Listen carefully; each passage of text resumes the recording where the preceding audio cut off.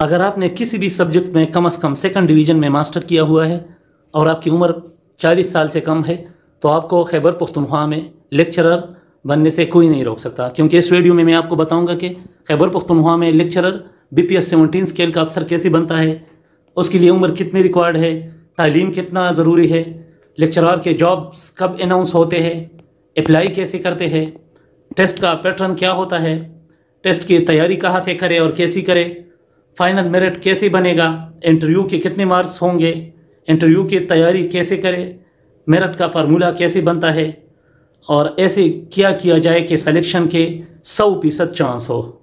इसके लिए उम्र 35 साल होती है, मगर अगर आप 10 साल तक ओवर एज है तो आप फिर भी आसान प्रोसीजर के थ्रू अपना उम्र कंसेशन सेक्रेटरीट से ले सकते हैं। तालीम इसके लिए 16 ईयर एजुकेशन चाहिए, सेम सब्जेक्ट में चाहिए। मतलब अगर MA पश्तो आपने किया है तो लेक्चरर पश्तो और SS पश्तो के लिए आप एलिजिबल होंगे। इस तरह अगर उर्दू, इस्लामियात, पाक study, economics, mathematics, political science, history, English, chemistry, biology, botany, zoology, physics या कोई भी सब्जेक्ट हो जो कॉलेज और इंटर की सतह पे पढ़ाई जाती हो तो उसी सब्जेक्ट में आपने एटलीस्ट 16 ईयर एजुकेशन हो आपका सेम सब्जेक्ट में और सेकंड डिवीज़न आपने एटलीस्ट लिया हुआ हो तो आप एलिजिबल है।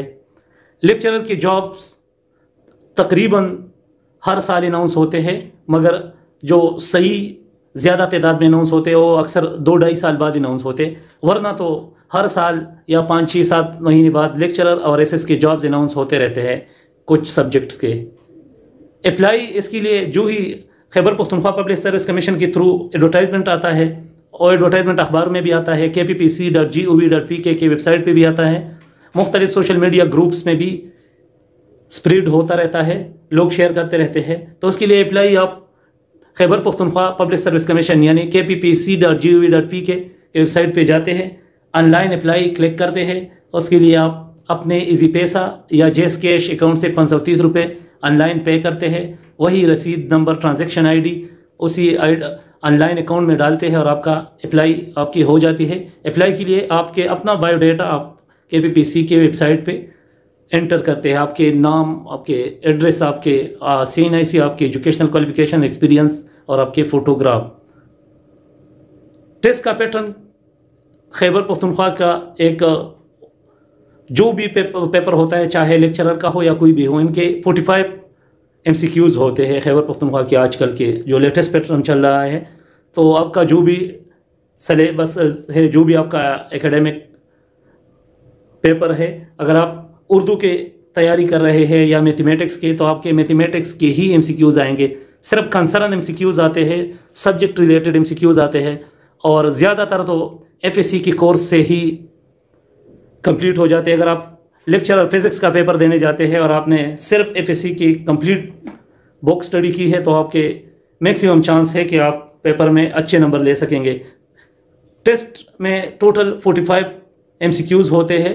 जनरली जो मेल्स होते हैं, मेल्स का टेस्ट जनरली 32, 33, 34 पे पास होता है और फीमेल का टेस्ट जनरली 25 से 28 तक पास हो जाता है। मतलब अगर 45 में से आप सिर्फ 25 मार्क्स भी लेते हैं तो पास हो जाते हैं। और कुछ तो सब्जेक्ट ऐसे होते हैं जिसमें 17-18 नंबरों पे भी पास होते हैं। कंप्यूटर साइंस में अक्सर 17-18 नंबर वाले भी कभी कभार पास हो जाते हैं। और इस तरह के जो गर्ल्स के पेपर होते हैं उसमें भी अक्सर 16-17 नंबर वाले भी पास हो जाते हैं। टेस्ट हमेशा सेम सब्जेक्ट से आता है, आप उसके लिए तैयारी किसी भी MCQs बुक से करें, उसी सब्जेक्ट के रिलेटेड एक MCQs बुक ले लें, उसी को 2-3 बार पढ़ लें, मैक्सिमम चांसेस है कि आप टेस्ट क्वालिफाई कर सकेंगे। इसके अलावा आप गूगल पे सेम सब्जेक्ट के MCQs सर्च करें, वो पढ़ें।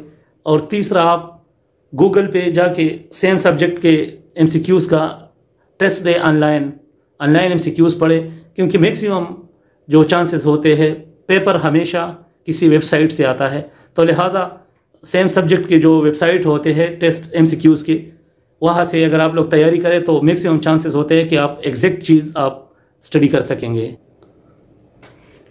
टेस्ट के टोटल 45 MCQs होते हैं। जो फाइनल मेरिट होता है बनता है, फाइनल मेरिट में टोटल 100 मार्क्स काउंट होते हैं, जिसमें टेस्ट के 45 वेटेज होती है। मतलब 100 में से 45 नंबर आपके टेस्ट के स्कोर हो गई। अगर आप 45 नंबर लेते हैं या इसमें 28 तक लेते हैं तो वही आपके काउंट होंगे फाइनल मेरिट में। इसके अलावा जो इंटरव्यू के मार्क्स होते हैं वो 25 होते हैं, जिसमें एटलीस्ट 16 मार्क्स पासिंग मार्क्स है, 15 पे फेल होता है इंटरव्यू में। टेस्ट में कोई फेल नहीं होता। टेस्ट में जो भी वैकेंसी है, हर वैकेंसी के ऊपर KPPSC 5 बंदे पास करता है। अगर 2 वैकेंसियाँ है तो 10 टॉप 10 बंदे पास होंगे, और अगर 4 वैकेंसियाँ है तो जो टॉप 20 बंदे हैं वो पास हो जाएंगे। और इस तरह अगर 20 वैकेंसियाँ है तो टेस्ट में जो टॉप 100 होंगे वो सारे पास होंगे, सारे इंटरव्यू के लिए कॉल होंगे। KPPSC 1:5 से कैंडिडेट को इंटरव्यू के लिए शॉर्टलिस्ट करती है। इंटरव्यू की तैयारी आप लोग सेम सब्जेक्ट अगर आप लोग पढ़ लेते हैं सही तरीके से, तो इंटरव्यू की तैयारी के लिए आपका सेम सब्जेक्ट में इंतहाई महारत ज़रूरी है, क्योंकि जो पैनल बैठी होती है उसमें मैक्सिमम सब्जेक्ट स्पेशलिस्ट होते हैं और इंतहाई अपनी पोजीशन में माहिर लोग होते हैं, हाई एकेडमिक वाले होते हैं, तो मैक्सिमम वो क्वेश्चनिंग सब्जेक्ट में करेंगे। मगर इससे हट के, क्योंकि BPSC 17 स्केल की जॉब होती है, तो लिहाजा जो इंटरव्यू का प्रेसिडेंट होता है, पैनल का प्रेसिडेंट, वो एक रिटायर्ड ब्यूरोक्रेट होता है, 21-22 ग्रेड रिटायर्ड अफसर होता है। तो लिहाजा उनका एक वसी तजुर्बा होता है। वो आपकी पर्सनालिटी की बेस पे भी आपकी सिलेक्शन कर लेता है या रिजेक्शन कर लेता है, क्योंकि आपने जाते हुए फ़ौरन वो आपको आपके इंट्रोडक्शन के लिए कहा जाएगा कि प्लीज़ इंट्रोड्यूस योर सेल्फ। तो आप जब एक नेचुरल तरीके से, एक जामी तरीके से इंट्रोडक्शन करेंगे तो प्रेसिडेंट, जो इंटरव्यू पैनल प्रेसिडेंट है, वो आपकी पर्सनालिटी जज करेगा। फिर बाकी जो इंटरव्यू है वो बाकी बंदे मिक्स करके एक एक क्वेश्चन पूछते हैं, सारे सब्जेक्ट के रिलेटेड पूछते हैं, मगर सब्जेक्ट को के साथ साथ थोड़ा सा करंट अफेयर भी पूछते हैं, क्योंकि मैक्सिमम सब्जेक्ट को करंट अफेयर के साथ मिला के पूछते हैं। मेरिट का फार्मूले में 45% आपका टेस्ट हुआ, 25% आपका इंटरव्यू हो गया। इसके अलावा 20% टोटल एकेडमिक है। एकेडमिक में अगर मास्टर का उन्हें रिक्वायरमेंट का बताया है तो मास्टर के हिसाब से 5 नंबर मैट्रिक के, 5 FSC के, 5 BA और 5 MA या 10 BS के हो गए। तो ये 20 नंबरों का इस तरह ये फार्मूला बनाते हैं। अगर BA का एजुकेशन रिक्वायरमेंट है तो फिर फार्मूला अलग होगा, इस तरह MPhil का अलग होगा। बाकी जो लास्ट पे 10 नंबर बचते हैं, और 10 नंबर में 3 नंबर हायर एजुकेशन को दी जाते हैं। अगर किसने सेम सब्जेक्ट में हायर डिग्री की है, मतलब BA अगर किसी रिक्वायरमेंट है किसी पोस्ट के लिए और आपने PhD की है तो आपको 3 नंबर एक्स्ट्रा, अगर MPhil किया हुआ है तो 2 नंबर एक्स्ट्रा, और अगर इस तरह आपने मास्टर किया है तो 1 नंबर एक्स्ट्रा। क्योंकि लेक्चरार में मास्टर रिक्वायर्ड होता है तो लिहाजा PhD वालों को 2 नंबर एक्स्ट्रा और MPhil वालों को 1 नंबर एक्स्ट्रा मिलती है। इसके अलावा 3 नंबर हाफिज़ कुरान को मिलते हैं। हाफिज़ कुरान अगर कोई बंदा है और वहाँ पे जाके प्रूव कर सकता है और कुछ इंटरव्यू में अगर आयात वो पढ़कर सुना सकता है ठीक ठाक, तो उसको 3 नंबर मिलते हैं। इसके अलावा जो 4 नंबर है वो डिस्टिंक्शन वाले स्टूडेंट को मिलते हैं, जिन्होंने गोल्ड मेडल लिया हुआ होता है या बोर्ड टॉपर होते हैं या यूनिवर्सिटी टॉपर होते हैं। ऐसे बंदे को हर गोल्ड मेडल पे 1-1 नंबर दी जाती है। इंटरव्यू के अलावा सबसे अहम चीज़ इस टेस्ट के सिलेक्शन में आपका टेस्ट है। अगर आप कहते हैं कि मुझे 100% मेरी सिलेक्शन के चांसेस हो, तो आपको एक आसान फार्मूला बताता हूँ जिसमें इंटरव्यूअर चाह के भी आपको कुछ नहीं कर सकेगा। क्योंकि अगर passing marks at least for example 30 number passing marks बनते हैं और आप जाके 40 नंबर ले लेते हैं, तो इधर आपने 10 नंबरों का गैप दे दिया, बाकी लड़कों से 10 नंबरों का आप गैप आ गया।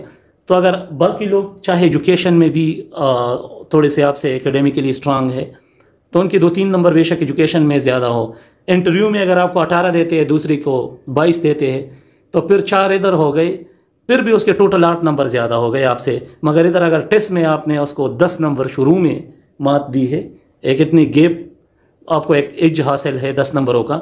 एक तो खैर इंटरव्यूअर फिर आपको वैसे भी इंटरव्यू में भी ज़्यादा नंबर देंगे और सिलेक्शन में भी आपको ज़्यादा फेवरेट तस्वर करेंगे।